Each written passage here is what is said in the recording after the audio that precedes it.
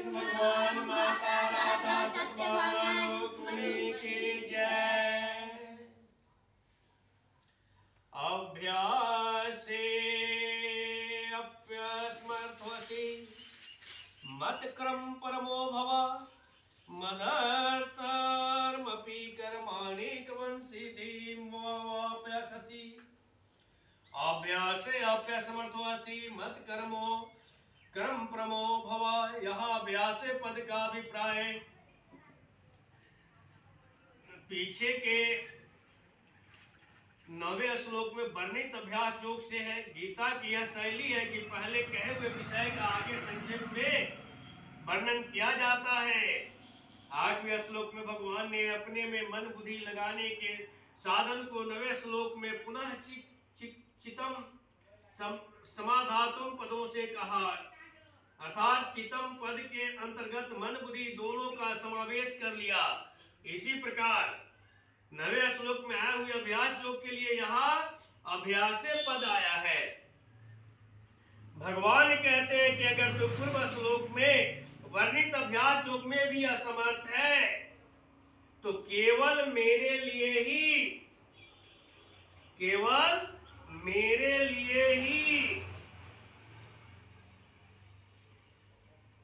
संपूर्ण कर्म करने के प्रायण हो जा। संपूर्ण कर्म करने के प्रायण हो जा। तात्पर्य यह है कि संपूर्ण कर्मों वर्णाश्रम धर्मानुसार शरीर निर्वाह और आजीविका संबंधी लौकिक एवं भजन ध्यान नाम जप आदि परमार्थिक कर्मों का उद्देश्य सांसारिक भोग और संग्रह न होकर एकमात्र भगवत प्राप्ति ही हो। जो कर्म भगवत प्राप्ति के लिए भगवत ज्ञानुसार किए जाते हैं उनको मत कर्म कहते हैं। उनको मत कर्म कहते हैं। जो साधक इस प्रकार कर्मों के प्रायण है वे मत कर्म परम कहे जाते हैं।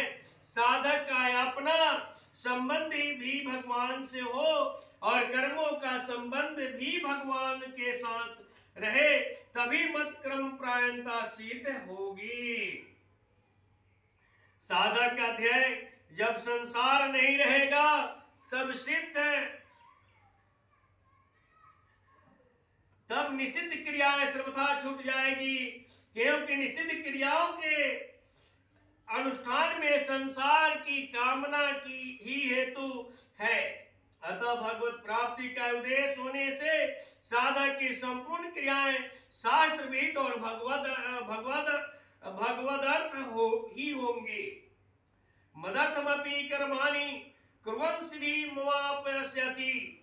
भगवान ने जिस साधना की बात इसी श्लोक के पूर्वार्ध में मत कर्म परमो भव पदों से कही है वही बात इन पदों में पुनः कही गई है।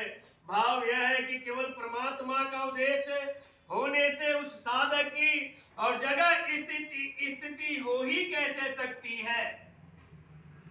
जिस प्रकार भगवान ने 8वें श्लोक में मन बुद्धि अपने में अर्पण करने के साधन को तथा 9वें श्लोक में अभ्यास के साधन को अपनी प्राप्ति का स्वतंत्र साधन बताया है, उसी प्रकार यहाँ भगवान मत कर्म परमो भव इस साधन को भी अपनी प्राप्ति का स्वतंत्र साधन बता रहे हैं।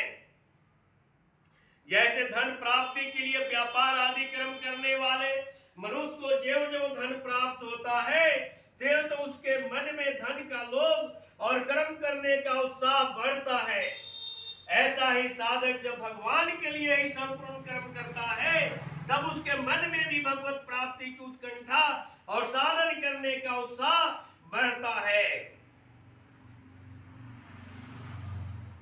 उत्कंठा तीव्र होने पर जब उसको भगवान का वियोग असह्य हो जाता है तब सर्वत्र परिपूर्ण भगवान उससे छिपे नहीं रहते। तब सर्वत्र परिपूर्ण भगवान उससे छिपे नहीं रहते। वह भगवान को अब पा लिया। भगवान अपनी कृपा से उसको अपनी प्राप्ति करा ही देते हैं।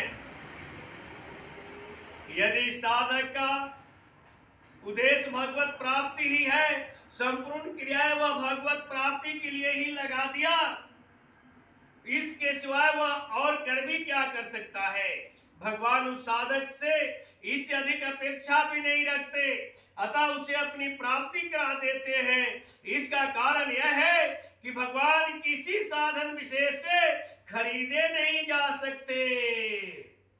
भगवान के महत्व के सामने सृष्टि मात्र का महत्व भी कुछ नहीं है। फिर एक व्यक्ति के द्वारा अर्पित सीमित सामग्री और साधन से उसका मूल्य चुकाया ही कैसे जा सकता है।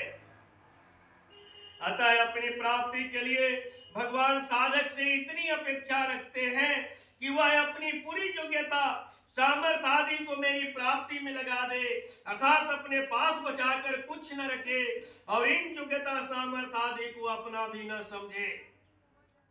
अभ्यास के अपेक्षा क्रियाओं को भगवान के अर्पण करना सुगम है, कारण कि अभ्यास तो नया काम है जो करना पड़ता है, पर कर्म स्वतः होते हैं क्योंकि कर्म करने का स्वभाव प्राप्त हुआ है। अपने लिए कर्म करने से मनुष्य बंधता है, कर्मणा बध्यन्ते जंतु। इसलिए कर्मों को भगवान के अर्पण करने से मनुष्य सुगमता पूर्वक भगवान को प्राप्त हो जाता है। मदर्थमपि पद का तात्पर्य है कि आरंभ से भगवान के लिए ही हमारे द्वारा कर्म किए जाएं, चाहे जो भी हम कर्म करें वह भगवान के लिए ही करें, ताकि हमें प्रभु की भक्ति प्राप्त हो जाए। बोलिए प्रेम से कृष्ण भगवान माता राधा सतभामा रुक्मिणी की